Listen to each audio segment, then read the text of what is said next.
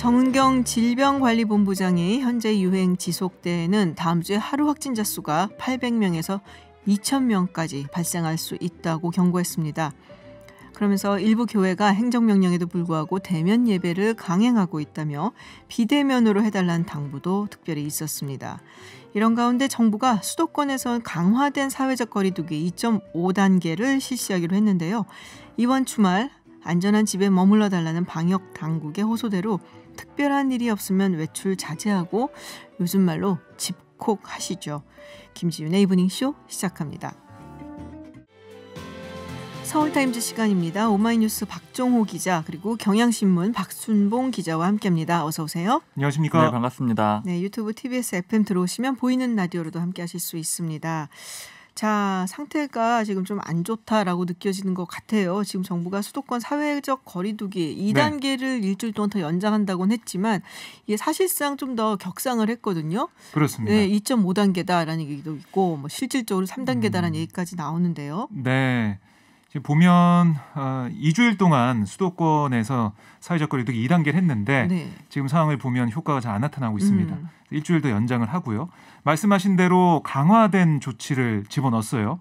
설명을 드리면 30일, 그러니까 일요일부터 다음 달 6일까지 8일간 수도권 프랜차이즈형 카페에서는 매장을 이용할 수 없습니다. 네네. 그러니까 거기 앉아서 음료나 음식을 못 먹는 거고 포장 배달만 가능해요. 그러니까 사서 나가는 거. 그렇습니다. 네. 그리고 음식점은 낮과 저녁 시간에 이용할 수 있지만 밤 9시부터 다음날 새벽 5시까지는 또 포장 배달만 이용할 수 있습니다. 아하. 그러니까 밤 9시가 되면 거기서 음식을 못 먹는 거죠. 그러니까 대체로 식사는 그 전에 끝나니까 우리가 소위 그렇죠. 얘기하는 뭐 약간 한 잔 더 이게 안 되는 거죠. 맞습니다. 네. 뭐 술 마시고 뭐 네네. 이런 게 안 되는 그런 상황이 되겠고요. 그리고 음료 같은 이런 것들을 포장해 나갈 때도 출입자 명부를 작성해야 되고요. 어허. 마스크를 착용하고 이용자 간 거리도 2m, 최소 1m 간격을 유지해야 됩니다. 그러니까 방역 수칙을 잘 지켜야 되는 거고. 네. 이 프랜차이즈형 커피 점점 같은 경우는 뭐 여러 가지 얘기를 좀 하더라고요. 매장 매출과 그다음에 이 사서 가지고 나는 매출 비교해보면 5대5 정도인데 매출이 한 반토막 나는 게 아니냐 이런 걱정을 좀 하고 있는 것 같고 또 동네 카페에 사람들이 더 몰리는 네네. 게 아니냐. 그럼 동네 카페는 상관이 없는 거예요? 네, 프랜차이즈형 커피 전문점만 해당이 됩니다. 그래서 동네 카페에 사람들 모여서 더 방역이 힘든 거 아니냐 이런 얘기도 좀 나오고 있는데요. 상황을 좀 봐야 될 것으로 보이고요. 그리고 헬스장과 당구장, 골프 연습장 이런 실내 체육 시설은 운영이 중단이 됩니다. 굉장히 강력한데요. 네, 그러니까 보면 최근은 강원 원주시 체조교실하고 광주 탁구클럽 이런 실내 체육 시설에서 확진자가 나왔기 때문에 조치를 하고 있는 거고. 그리고 수도권 학원에 대한 집합금지 조치도 현재 300인 이상 대형 학원이잖아요. 네네. 그러니까 10인 이상 학원은 확대가 됩니다. 그러니까 이 비대면 수업만 할 수 있는 상황이 됐고 독서실, 스터디 카페도 집합금지 조치 대상에 포함이 됩니다.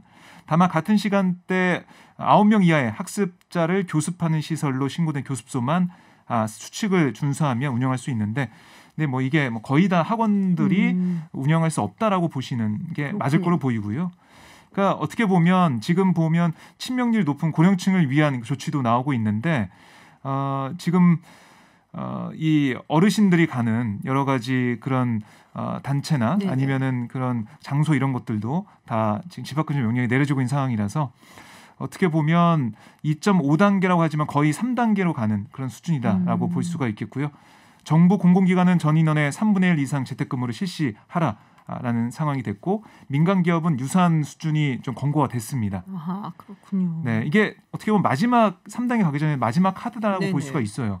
이렇게 했는데도 확산세가 안 꺾이면 정부는 아마 3단계까지 갈 수 있지 않을까 생각이 우리가 듭니다. 소위 얘기하는 락다운이라고 그런 얘기인데 저도 사실은 계속 문자가 오더라고요. 아이들이 다니고 있는 학원에서 이제 뭐 비대면 얘기부터 나오고 이제 일단 뭐 잠시 이제 휴관한다라는 얘기들도 오고 문자들이 다 오고 있는 지금 상황입니다. 그래서 좀 상당히 좀 심각하게 받아들여야 되는 것 같고요.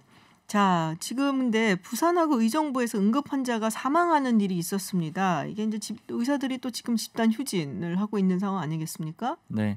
일단 먼저 의정부 사례 말씀드릴게요. 네. 오늘 오전 5시 1분쯤에 의정부 장암동에 거주하는 30대 A씨가 심정지 증상을 보였습니다. 그래서 가족들이 119에 신고를 했고요. 이 출동한 구급대원들이 응급조치를 한 다음에 이 5시 26분쯤에 이 병원 이송을 준비를 했습니다. 근데 이제 구급대원들이 병원 응급실에 먼저 연락을 하잖아요. 그런데 의정부 시내 4개 병원에서 이송 받을 수가 없다. 불가 통보를 받은 거예요. 그래서 결국에는 이 구급대원들이 약 18km 정도 떨어진 이 양주 덕정동의 병원으로 향했는데 그래서 도착한 시간이 오전 5시 43분쯤이었다고 합니다. 네네. 그러니까 신고가 있은 지 42분 만에 병원에 도착을 한 거죠. 그런데 결국 사망 판정을 받았습니다. 아이고. 일단 소방당국에서는 이 병원 측에서 환자를 수용할 수 없다라고 통보를 해서 이 양주로 이송할 수밖에 없었다 이렇게 상황을 설명하고 있고요. 왜 병원이 환자를 수용할 수 없었는지에 대해서는 그 이유는 소방당국에서는 모른다라고 하고 있고요. 그래서 지금 경찰은 어떤 이유에서 이렇게 된 것인지에 대해서 구체적으로 좀 조사에 나섰습니다. 그렇군요. 그리고 그제죠. 부산에서도 비슷한 일이 있었는데 26일 밤 11시 23분쯤이었어요. 이 부산 북구의 40대인 B 씨가 이 약물을 마시는 바람에 이 119 구급대원이 출동을 했습니다. 그런데 구급대원이 또 1시간 넘게 부산과 경남 지역 이 대학병원 6곳 또 2차 의료기관 7곳 뭐 이런 것들을 막 여기저기 연락을 했는데 이 치료 인력이 없다라는 답변을 받고 이 늦게 도착을 했어요. 그래서 결국에는 이 26일 밤 11시 23분에 신고가 됐는데 27일 새벽 1시 그러니까 한 2시간 좀 안 되는 네네. 시간이죠. 그때서야 병원을 도착했는데 이미 중태에 빠졌고 27일 오후에는 결국 사망을 했습니다. 역시 경찰이 어떤 연유에서 이런 일이 벌어진 것인지 수사를 하고 있는 그런 상황입니다. 네, 돌아가신 분들의 명복을 빕니다. 참 안타깝네요. 자, 그리고 지금 정부가 업무 개시 명령에 불응한 전공의 전임이 10명에 대해서 형사 고발에 나섰습니다. 네, 최대집 협회장이 상당히 강력하게 이야기를 했었는데요. 그러면 모두들 또 반체행동에 더 나서겠다라고 했었는데, 네. 자 10명만 일단 고발을 한 이유는 뭔가요? 그러니까 어제 내려진 업무 개시 명령 네. 이행 여부를 확인을 했습니다. 정부가. 그래서 응급실 업무에 복귀하지 않은 그러니까 3개 병원에 10명이 이게 특정이 된 거죠. 그래서 10명을 고발을 했고요. 뭐 이제 더 이 상황을 보다 보면은 더 나올 수가 있겠죠. 고발 인원이 우선 10명을 고발했습니다. 이걸 서울지방경찰청 지능범죄수사대가 수사에 착수를 하거든요. 그러니까 어떻게 보면 정부의 고발에 경찰도 좀 빠르게 대응하는 그런 모습을 보이고 있고요. 경찰청의 송민원 차장 오늘 한 브리핑을 들어보면 이 상황의 위중함을 깊게 인식하고 있다. 그래서 보건당국부터 관련 고발장이 들어오면 최대한 신속 엄정하게 수사를 하겠다라고 밝혔습니다. 그래서 이 문재인 대통령도 어제 메시지를 내놨고 정부에서는 강경 대응으로 가고 있다라고 보시면 되겠습니다. 그렇군요. 뭐 최대집 회장도 뭐 긴급 기자회견을 열어서 정부를 고발하겠다, 뭐 복지부 장관 고발하겠다는 얘기를 했었는데요. 네, 오늘 오전 11시 30분에 최대집 회장이 서울지방경찰청에서 긴급 기자회견을 했습니다. 네네. 그래서 이 고발 방침을 밝힌 거고요. 이 방금 전해주신 대로 이 정부가 전공의를 고발하기로 하니까 거기에 대해서 일종의 맞불 고발을 한 겁니다. 이 최 회장은 이 젊은 의사들이 아니라 파업 주도한 나한테 책임을 물어라 이렇게 얘기를 하면서 이렇게 형사 고발까지 해서 겁박을 한다고 해서 이 의사들이 병원으로 복귀할 수 있을 것이라고 판단을 하고 있는 것 같은데 이건 잘못 생각하는 것이다 이렇게 얘기를 했습니다. 그러면서 고발로 인해서 파업 복귀는 더 어려워질 것이라고 경고를 했는데 이 13만 의사들이 반발하면서 오히려 사태를 악화시킬 것이다 이렇게 예고를 했습니다. 지금 의협은 오늘 오후 6시에 이 의협이 주체가 돼서 범의료계 4대학 저지투쟁 특위 회의를 열거든요. 그러니까 방금 조금 전에 열린 거죠. 네네. 이 3차 무기한 파업을 어떻게 할지에 대해서 논의를 할 예정입니다. 그렇군요. 걱정이네요. 근데 걱정이네요. 아까 박 기자가 얘기했던 그런 응급 환자들이 제대로 치료받지 못하는 상황들이 벌어질까 봐.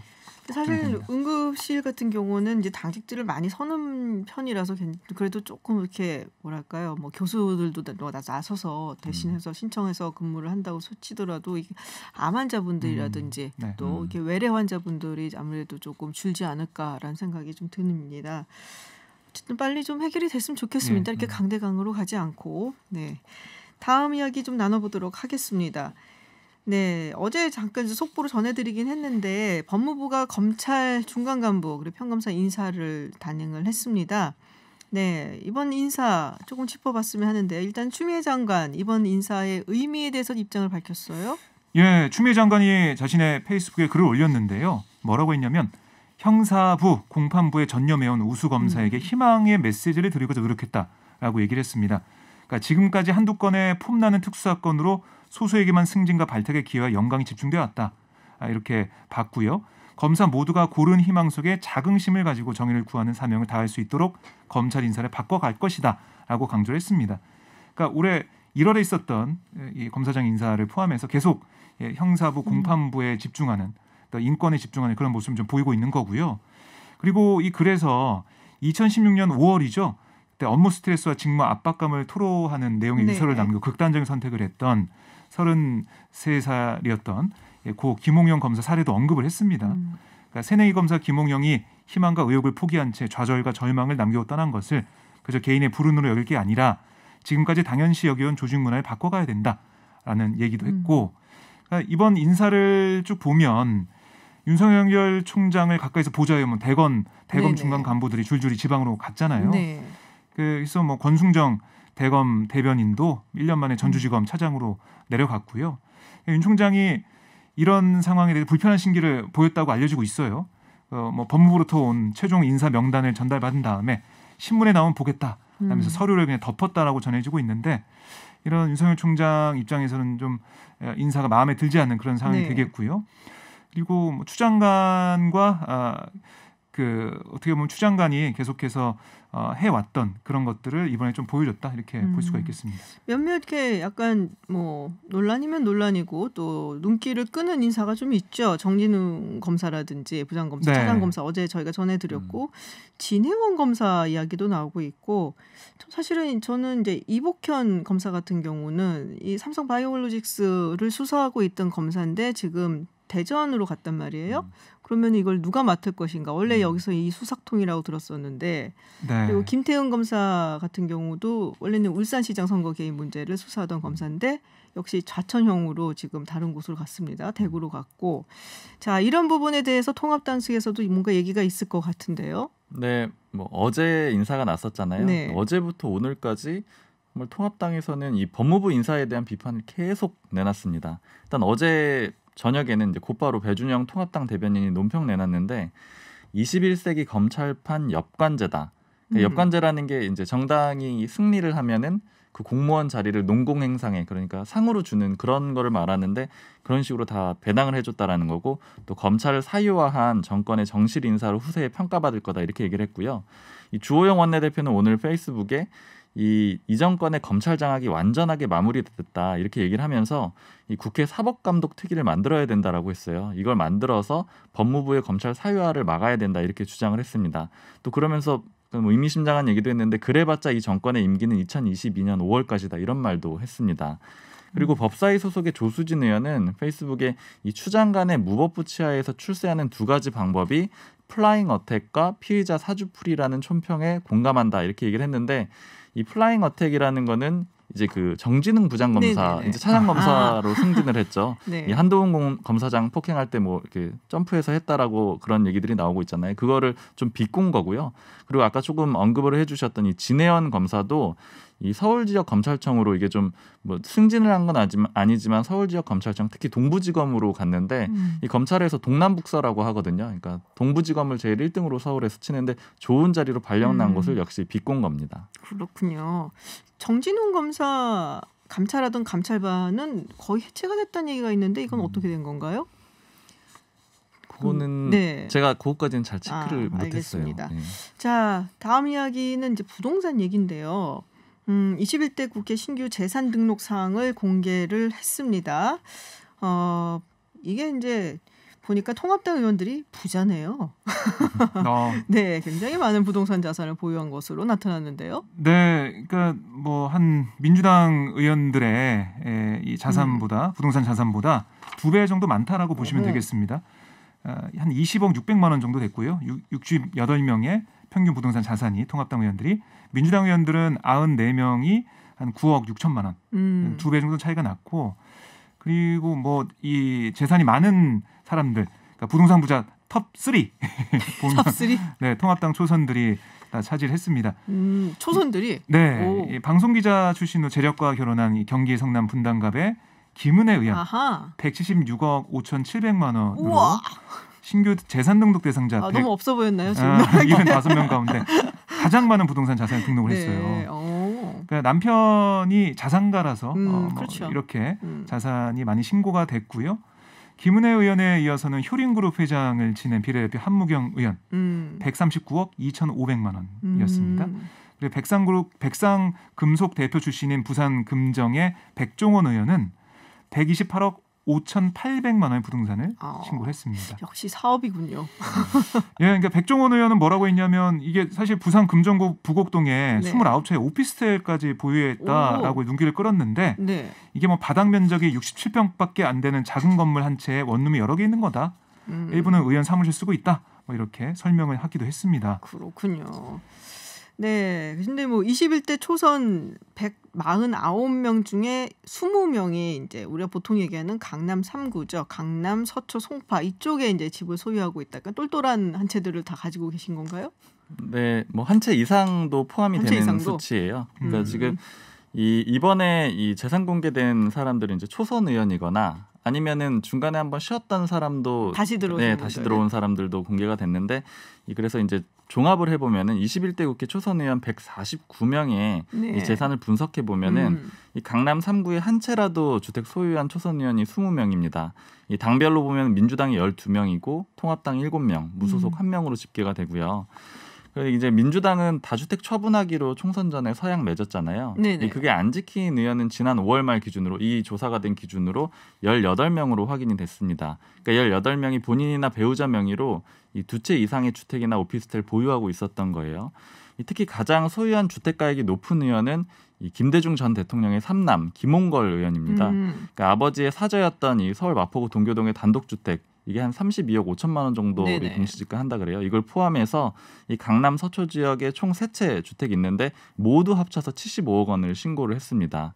그리고 이 중에 이 강남 소재 아파트는 매각 안 하고 이 아들한테 증여한 것으로 이렇게 전해졌는데 이게 또 좀 논란이 됐죠. 이제 처분하지 않고 증여를 해서요. 그리고 또 이것과 관련해서 또 다른 논란은 이 증여한 다음에 아들 아파트의 전세금을 4억 원가량 올려받았다라고 합니다. 근데 이게 그러고 나서 8일 뒤에 전세금 인상 제한법을 또 김 의원이 발의를 했어요. 그래서 이미 4억 올리고? 네, 이게 법 위반은 아니에요. 왜냐하면 새로 하는 세입자를 그렇죠? 대상으로 하는 건 아니고 이제 한번 갱신할 때 그렇게 하는 건데 어찌 됐든 간에 이 세입자 부담을 줄인다는 취지하고는 좀 맞지 않아서 비판이 나오고 있습니다. 그렇군요. 네, 김 의원 측은 이게 시세대로 받은 거다.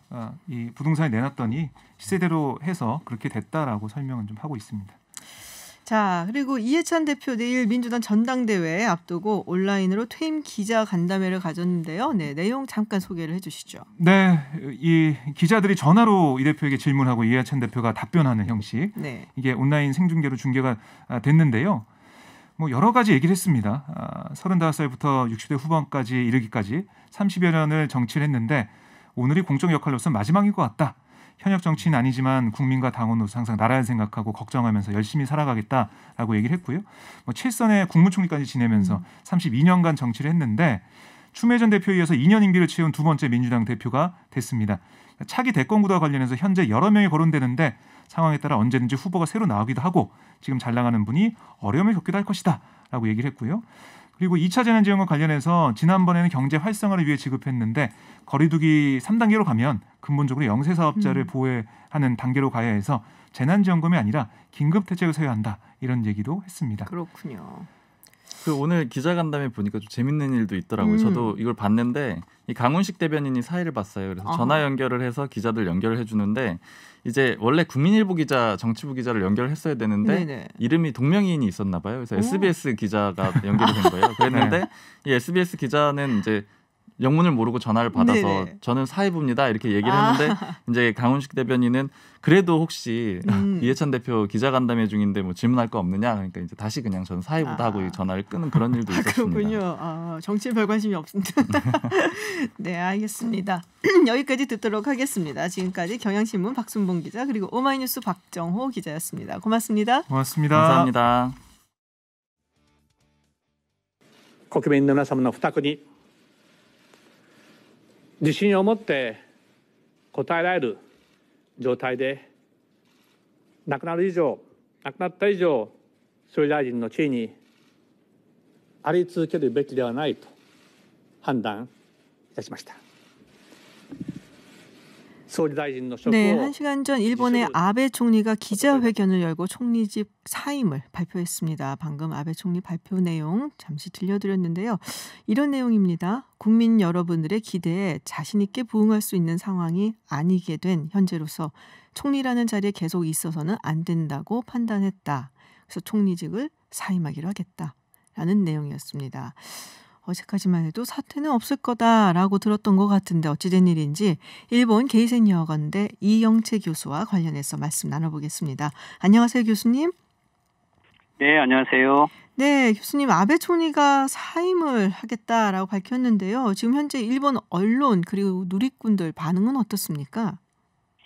네, 일본에서도 원래 오늘 기자회견 날짜를 잡힌 걸 보고 혹시 사임 회견이 아닌가라고 예상은 했었지만 네. 어제 오늘까지 최근에 아베 수상의 측근들은 또는 자민당 내부에서도 아베 수상이 1년을 지속한다라는 말들이 나왔기 때문에 실질적으로 오늘은 코로나 대책에 대한 설명이 많지 않을까라고 생각을 했었고요. 근데 정오 때부터 일본 정계 NHK 속보를 중심으로 사임의 뜻을 굳혔다라는 반응들이 나와서 일본 여러 미디어 그리고 시민사회가 좀 많은 놀라움을 표현한 것 같습니다. 시민들은 충격이다. 왜 지금 시점인가라고 이야기도 했고요.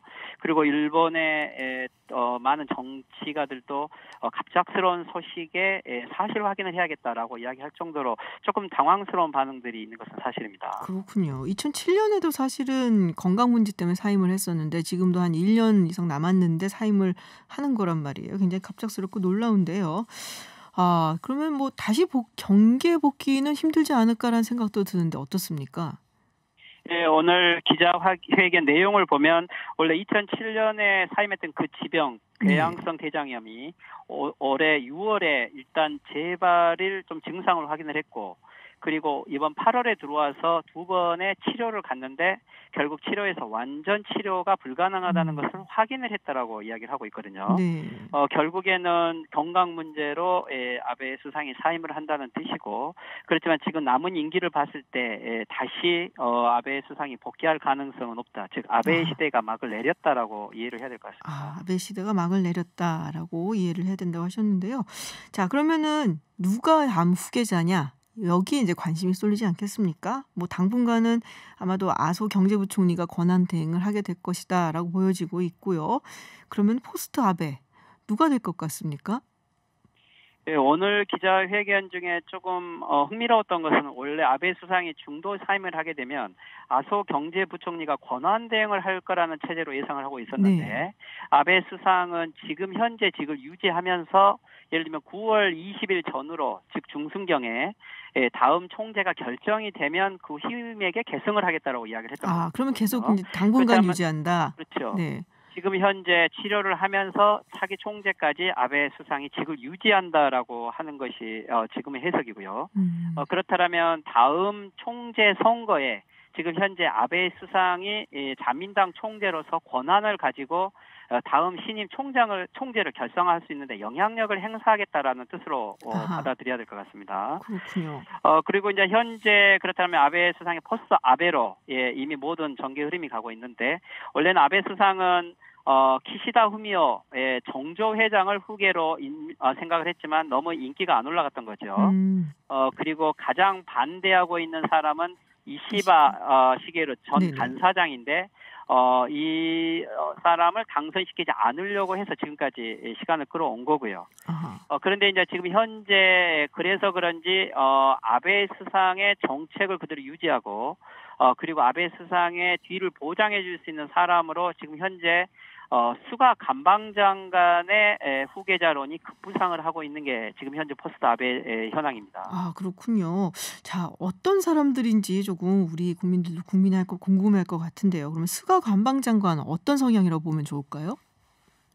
네, 원래 스가 관방장관은 특별히 일본 보수의 정통 주류가 아닌데요. 네. 원래 이번에 지방에서 의원을 하고서 지방 세력이었지만 이 아베 수상 체제 내에서는 실제 아베 수상의 마쿠 실력자라고 봐야 될 것 같습니다. 검찰총장을 비롯해서 아베 정권의 비리 문제를 항상 다 뒤에서 막아줬었고요. 그리고 카지노 문제라든지 그리고 복권 문제 그리고 최근에 고트 트래블 문제까지 이 모든 정책에 실제 관여했던 아베 수상 정권의 실세라고 좀 이해를 해야 될 것 같습니다. 그렇군요. 하지만 이제 정책적 성향은 스가 관방장관은 아베 수상의 정책을 그대로 유지하고 있다고 봐야 되기 때문에 정책적 성향은 보수 우익에 가깝다라고 좀 해석을 하고 있습니다. 기시다 후미오는 어떤 성향인가요? 기시다 후미오 같은 경우는 원래 65년 한일 국교 정상회담을 했던 이케다 내각의 후계자로서 이해를 받고 있고요. 그렇다면 자민당 내 정통 보수의 온건파이고 네. 기시다 정조회자 같은 경우는 혹시 총재가 되면 한일 간의 관계 개선을 할 수 있는 온건파로 좀 이해를 하고 있어서 좀 한국에서도 관심을 가졌던 사람이죠.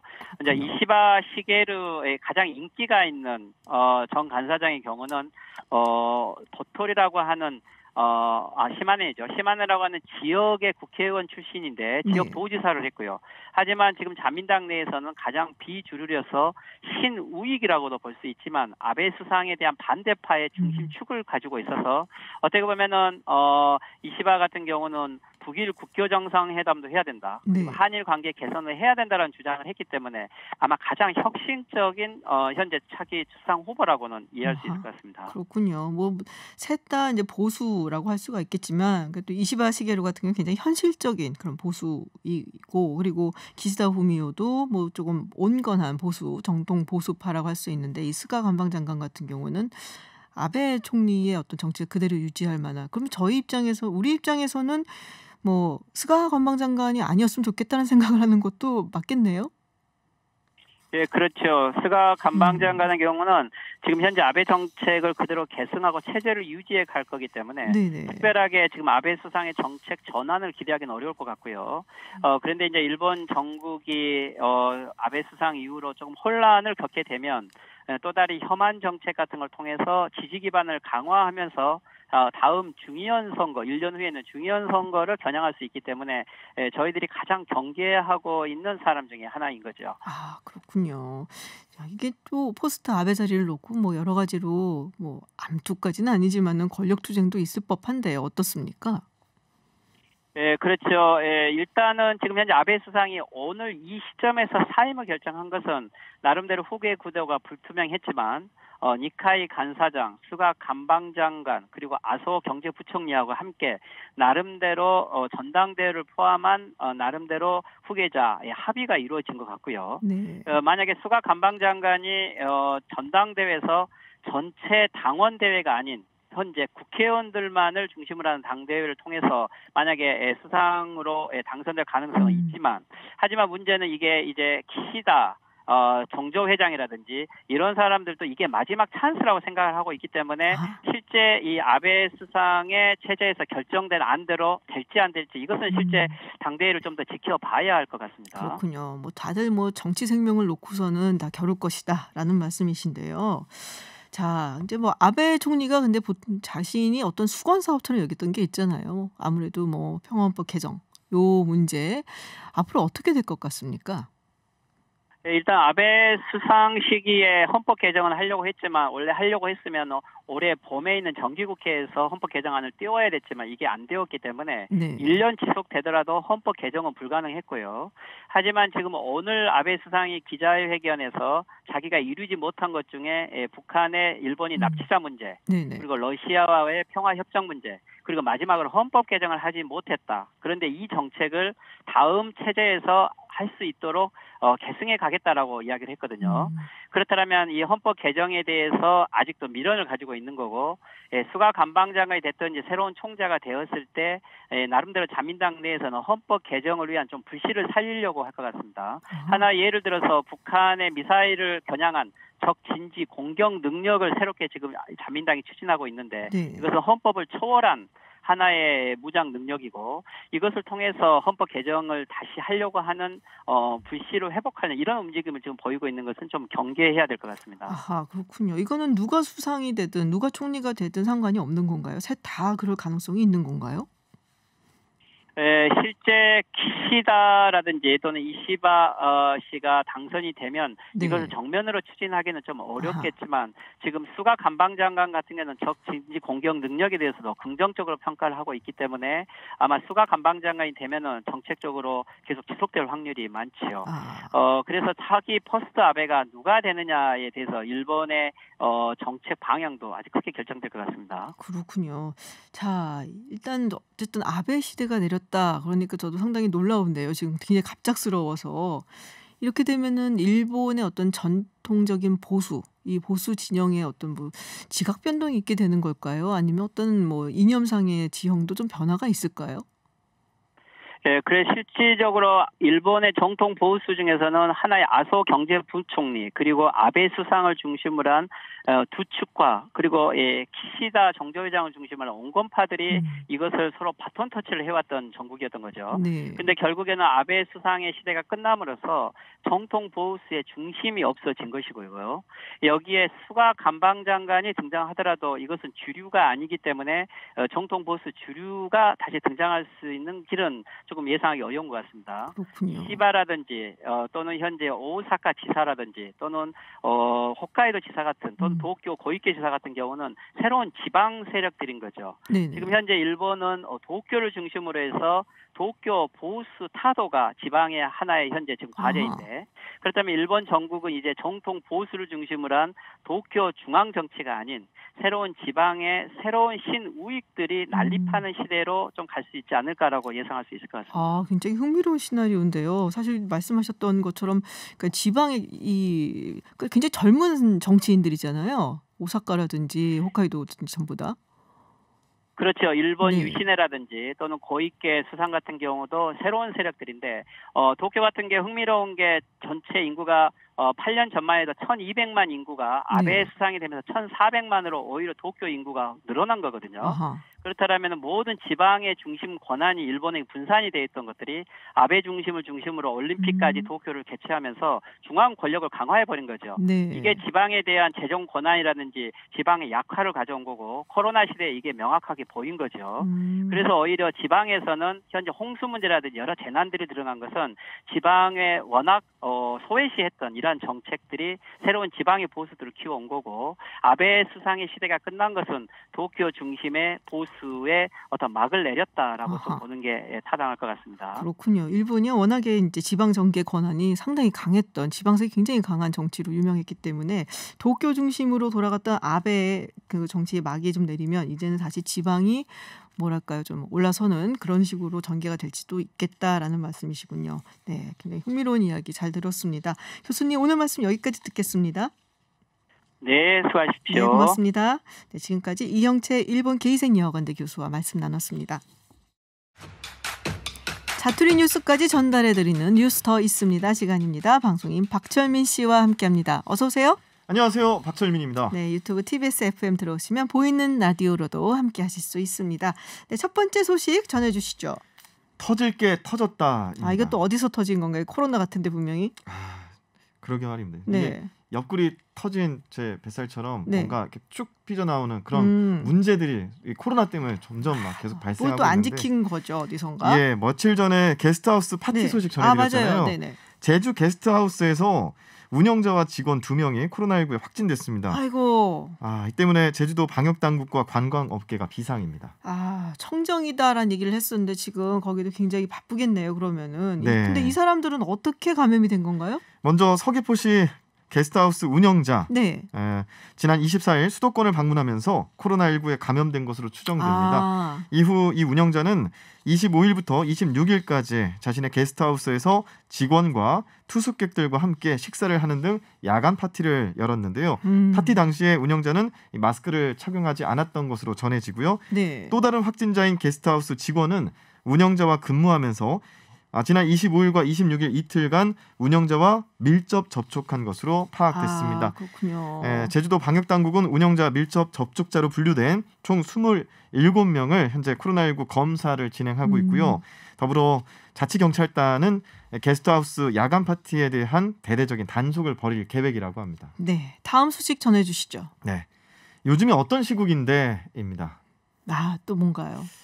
요즘 마스크 안 쓰면 어떻게 될까요? 마스크 다 써야 되잖아요. 의무적인데. 뭐 과태료뿐만 아니라 네네. 사회적인 지탄도 받습니다. 음. 그런데 어제 서울 지하철에서 한 시민이 마스크를 안 쓰고 행패를 부린 일이 있었습니다. 저 그 영상 봤어요.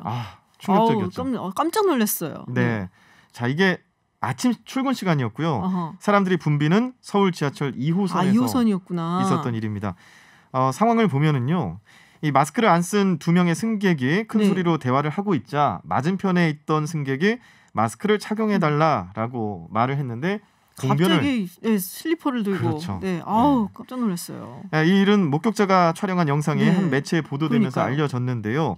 해당 영상에는 마스크를 안 쓴 승객이 항의한 승객들을 슬리퍼로 때리고 또 말리는 주변 시민들까지 맞아요. 달려들면서 폭행하는 장면 담겨 있고요.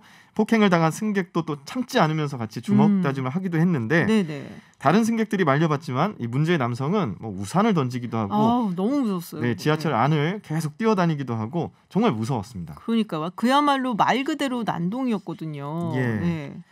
그래서 이 난동이 언제 진압이 됐냐면요. 열차가 다음 역에 멈춘 다음이었습니다. 영문과 경찰이 오고 나서 끝이 났는데요. 경찰은 승객들을 폭행한 이 네. 50대 남성을 현행범으로 체포해 조사하고 있습니다. 이게 지금 계속 이런 일이 번지니까 경찰이 어떤 자료를 내놨는데 지난 5월 말부터 대중교통에서 마스크 착용을 의무화했는데요. 네네. 이 이후에 350건 정도의 관련 사건이 접수됐다고 합니다. 안 쓰는 분들. 예, 네. 그래서 연령을 집계했는데 주로 중장년층이 많았다고 해요. 60대 이상이 115명으로 가장 많았고요. 네네. 50대가 83명으로 뒤를 이었습니다. 그러니까 50대 이상만 합해도 200명 정도 됩니다. 350명 중에 200명이니까 절반이 넘는 거죠. 그렇군요. 어르신들 꼭꼭 쓰고 다니셔야 되고요. 이게 만약에 걸리게 되면 가장 치명타를 입는 것이 또 노년층 아니겠습니까? 예. 마스크는 꼭 써주시기를 또 부탁을 드리겠습니다. 다음 소식 전해주시죠. 네, 여기저기 다니다 보니입니다. 이게 또 어떤 분들이길래? 예, 오전과 오후 이른바 두탕을 뛰면서 네. 배송 업무를 하는 택배 기사가 네. 코로나19 확진 판정을 받았습니다. 어떡하나. 예. 아이고 참. 해당 배송 기사는 지난 26일부터 검사와 자가 격리를 진행했고 네. 이후에 코로나19 확진 판정을 받았는데요. 기사가 근무한 곳은 샛별 배송으로 유명한 마켓컬리 또 집 앞까지 쓱 가져다 준다는 네네. ssg.com입니다. 그렇군요. 결국 두 업체가 동시에 사업장 문을 닫았고 직고용이 아닌 지입제로 운영하는 배송 시스템이 사태의 원인으로 지목되고 있습니다. 지입제가 뭐예요? 네, 이걸 한자를 제가 찾아봤는데요. 네네. 가질지의 들입입니다. 이걸 해석해 보니까 가지고 들어오다. 그러니까 차량 등을 가지고 들어와서 회사 소속으로 위탁을 하는 위탁 방식으로 운영하는 방식이 지입제입니다. 그렇군요. 그래서 회사가 직접 고용을 맺지 않기 때문에 어떻게 보면 위탁 운영이라고 생각하시면 될 것 같고요. 새벽 배송을 하는 기사들 대부분이 이 지입 기사라고 합니다. 지입 기사에게는 배송 차량이나 보험료, 도로비, 차량 소모품 등을 지급하지 않아도 되기 때문에 가지고 들어오니까 비용 절감 측면에서 지입 기사를 활용하는 그럼 회사 겁니다. 차원에서 관리가 안 되기 때문에 조금 또 바이러스에 노출될 위험이 높아지는 건가요? 그런 지적이 있는 것이죠. 네네. 개인 사업자인 지입 기사가 이 복수업체에서 물량을 배송하다 보니까 코로나19에 노출될 우려가 또 크다는 뭐 그런 게 있다라는 목소리도 있고요. 또 정식 직원이 아니기 때문에 회사에서 방역 관리 등에서 소홀하게 대할 수 있다라는 우려도 있습니다. 때문에 이들의 직접 고용에 대한 목소리가 또 나오고 있고요. 한편 이번 택배 기사로 인한 감염 확산에 대한 우려 여기에 대해서는 물류센터 직원과 배송 기사의 근무 공간이 분리돼 있고 비대면 배송이 이루어지기 때문에 추가 감염 가능성은 적다는 게 업체 측 입장입니다. 근데 이분들 참 하루 일이 굉장히 중요하신 분들인데 이제 2주 이상은 이제 또 격리를 하셔야 되니까 안타깝네요. 그렇습니다. 네, 빨리 쾌차하시길 바라고요. 네. 마지막 소식 전해주시죠. 우리나라도 쿠건법 추진한다입니다. 쿠건법이 뭐예요? 쿠건법이요. 네. 미국에서 시행 중인 법인데요. 네. 아역 배우 등의 수입 15%를 신탁 계좌에 예치한 뒤 성인이 됐을 때 지급하는 내용이 주요 골자입니다. 뭔지 알겠다. 이거 부모들이 마음대로 못 쓰게 하는 거죠? 맞습니다.